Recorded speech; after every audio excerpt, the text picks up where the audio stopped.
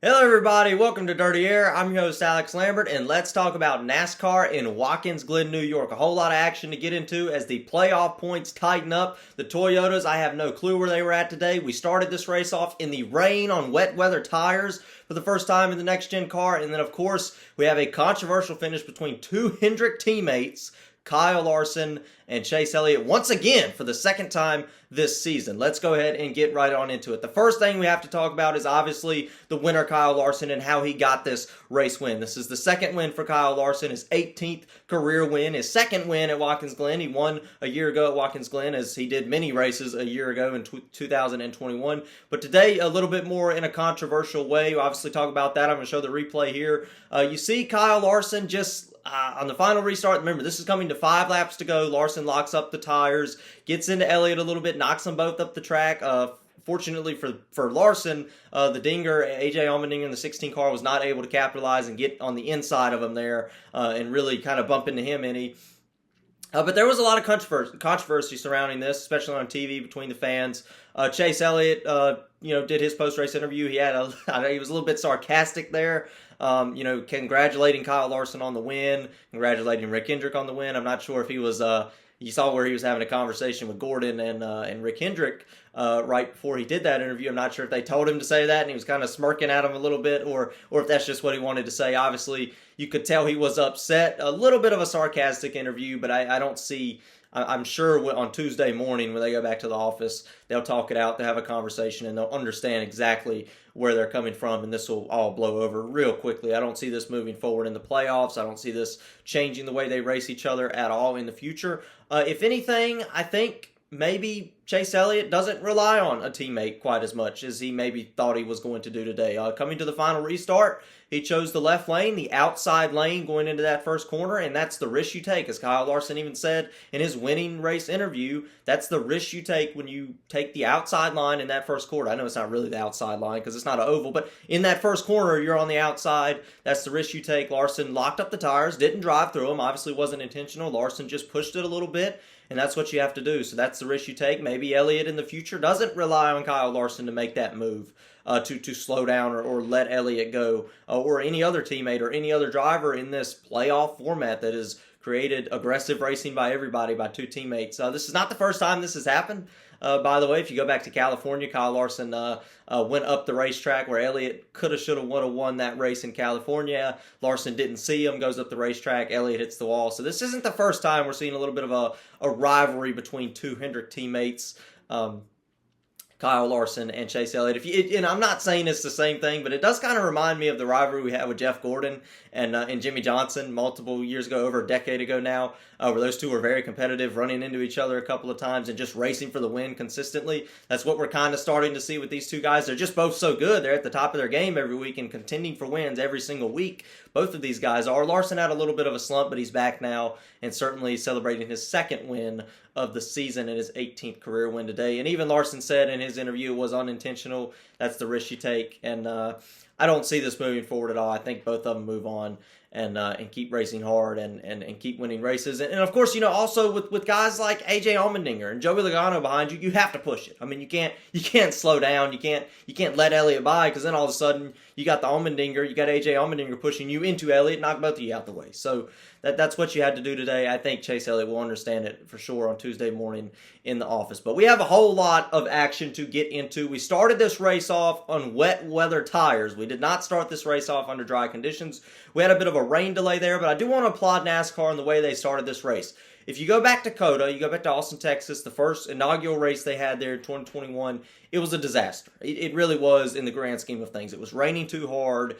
The visibility was terrible. You had many drivers, especially Kevin Harvick was one of those, vocally explained they felt like they were in danger. They could not see anything. You saw big wrecks in that race. You saw a couple of drivers taken out. You saw scary wrecks in that race because the visibility was so bad. Well, today at Watkins Glen, it was raining hard. And the track started to have some ponding. You started to have some standing water. NASCAR decided to make the decision, obviously, after the lightning moved out the area. That was the original reason for the delay.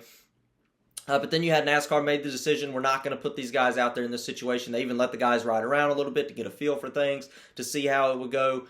Obviously, their visibility was bad there at the under the pace lap, so I'm sure it was going to be very dangerous and very terrible in the race. So I heard a little bit of complaining about it. I kind of agreed with NASCAR decision to not start that race right away. I think the visibility would have been way too terrible, and you could have got a big accident there if drivers couldn't see anything.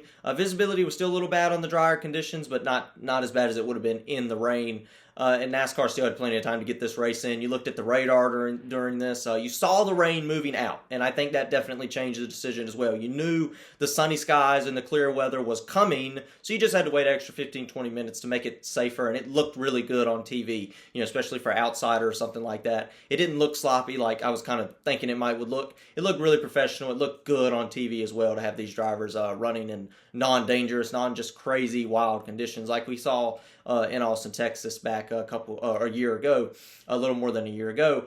But I just wanted to mention that. Let's go through the top 10 real quick. I have a whole lot to talk about in the top 10. I obviously already mentioned Kyle Larson, your winner, second win this season, obviously changing the momentum of a championship, giving himself 5 more playoff points going into each round of the playoffs. But let's talk about AJ Allmendinger. Man, I just got to put a little bit of respect on AJ Allmendinger's name. I mean, he's racing a part-time Cup schedule. This is like his 8th or 9th start in the Cup Series this year. He's raced all the road courses this year, and he's finished in the top 10 in 3 of them. 9th at Road America, 7th at the Indy Road Course a few weeks ago back in July, and then, of course, today finishing 2nd at Watkins Glen. He actually won here in 2014. But man, you got to put respect on him. I mean, Coda back at Austin, Texas this year didn't get the finish, but you saw the wild finish where Ross Chastain and them got into each other, and ultimately the Dinger was on the wrong side of that. AJ Allmendinger is a very good road course racer. I mean, it's impressive the number he's put up in the Xfinity Series, unprecedented number on road courses in the Xfinity Series, but just in the Cup side alone, not racing a full-time Cup schedule and to be able to compete for wins is not easy to do. Cup Series is a top level of motorsports in the world. It's extremely hard to get these wins. You hear everybody in the industry talk about how hard it is to win, and AJ Allmendinger has come close multiple times this season. Indy Road Course, like I said, Road America in the top 10, going for the win at Coda, and could have won the race today if things had played out in his favor a little bit more. That's very impressive. It's fun to see him running up front at these road courses, and it wouldn't surprise me if he gets a road course win next year. If he continues to race these road course races, it wouldn't surprise me at all if he was able to get a victory out of that. Joey Logano was able to come back up and salvage a 3rd place finish, so good day for him. He was running fairly decent all day, but just wasn't as fast as your Elliott, your Kyle Larson, and in your AJ Allmendinger. Just wasn't quite up there with those guys. Obviously, Chase Elliott, mentioned him, kind of got shoved out of the way there on the final restart, ended up finishing in the 4th position, so that's very disappointing for those guys because they were really the fastest car of the race, arguably. But they were still able to salvage a 4th place finish. And Chase Elliott also clinched the regular season championships, which will be 15 bonus points, which is equivalent to 5 wins going into each round of the NASCAR playoffs. So that's almost a guaranteed spot in the Final Four for Chase Elliott, I think, unless he has a complete choke. Daniel Suarez, who won at a road course earlier this year back in Sonoma, has been pretty fast at these types of racetracks in the past. Gets a top 5 today, so pretty good run for the Trackhouse Racing Team 99 Chevrolet. Michael McDowell, if there was a driver faster than Chase Elliott, and I mentioned that because Kyle Larson wasn't really as fast as Elliott, he just kind of dived into him there, but if there was a driver faster than Chase Elliott, it was Michael McDowell, because Michael McDowell, especially before the track dried out completely, was easily the fastest car of the field. He was extremely fast, running up front with those guys. And really thought he was going to get that win. I thought he might be the 16th different winner here, knocking Kurt Busch out potentially. That would have been wild. That would have been really wild there if Mike McDowell had been able to win. But he's running up front. He was running fast. Look at him going into the 2023 NASCAR season, because he's been really fast at these road courses, but not only that, he's been fast at these ovals as well. Wouldn't surprise me at all if Michael McDowell was somehow able to get a win. He's in the top 10 a lot when I go through my top 10 lists, and that's really saying something considering where this team was not that long ago. Just 2 or 3 years ago, this team was a top 10 was insanely good for them. Now it's just regular basis. Tyler Reddick, he was also really fast today. One of the best drivers on road courses, setting up the race car, getting the speed out of the car, but unfortunately had a few issues today on the bus stop, the tunnel turn, whatever you call that turn now. I guess 6, 7, and 8. You saw that conversation kind of go up on the broadcast today. Unfortunately, he missed that turn, had to serve a penalty, which is stop on the excess ramp.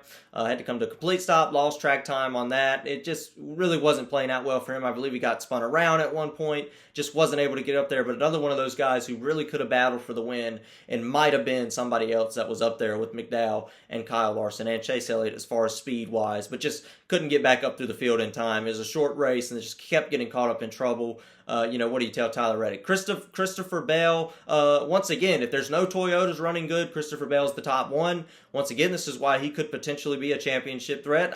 Maybe. I don't think he's a championship favorite, but I think if there's anybody who you think is going to go the farthest out of the Joe Gibbs Toyotas or the 23, or all the Toyotas essentially, it's got to be Christopher Bell. The consistency is there in the top 10 every week. Has one win on the season at New Hampshire, and his teammates are just not there at road courses. The only one that is somewhat manageable is Christopher Bell finishing in the top 10. I'll look at the Toyotas here in a second. Chris Buescher finishing in the 9th position. Pretty decent at road courses, gotten some better finishes. This isn't really the best finish for him at road courses. He's got some top 5s, some top 3s, competed for a win before at these road course races. So for him, 9th place really isn't too good. Obviously, he wanted to go in here and win today to get himself in the playoffs, but I'm sure he'll take a top 10. And then Eric Jones having a decent run, finishing in the 10th position. Let's look at the Toyota results real quick, because Toyotas are out of it on these road courses. They've been out of it all year. They haven't won at a road course. They've been terrible at the road courses. Sonoma was really where we woke up. The second road course race of the year was like, okay, these guys are out of it. 8th, Christopher Bell. Like I said, he's the only one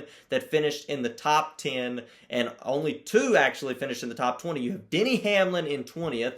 Didn't know he was in the race all day. Martin Truex Jr., who's racing to get into the playoff. He needs to gain points on Ryan Blaney. He doesn't gain anything with the 23rd place finish today at the road course. And then Ty Gibbs, obviously, in his first handful of starts, finished 26th. Not going to, worry too much about that one. And then Kyle Busch, who just is running in the top 10. I don't know. I guess he just decided to wreck himself there at the end of the race and get a 32nd place finish. And then Bubba Wallace, I didn't even know Bubba Wallace started the race. I mean, he finished 35th. I never saw him in the top 20.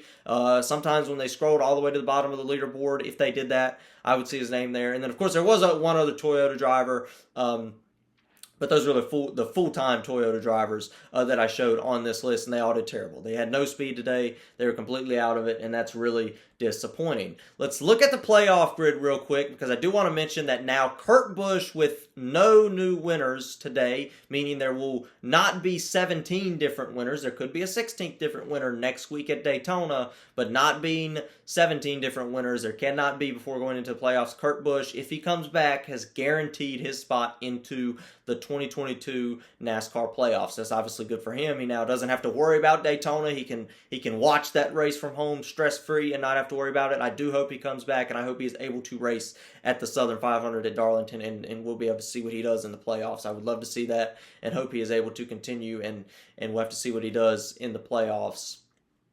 And I would love to see him return. So, we do have Daytona next week. Like I said, that's one of the wild card races. I talked about the playoffs there. You're looking at the board right there. Truex Jr., 25 points out. Ryan Blaney, 25 points in. Today, Truex, like I said, finished 23rd. Didn't gain anything on Blaney. I think he gained 1 point throughout the day. It was 26 points last week. So, if you're Martin Truex Jr., you obviously have to take this as a must-win, unless Ryan Blaney gets caught up in a wreck, which is very possible next week at Daytona. That would knock him out, but I just don't see Truex gaining 25 points in one race, especially if Blaney gets any stage points and Truex gets none.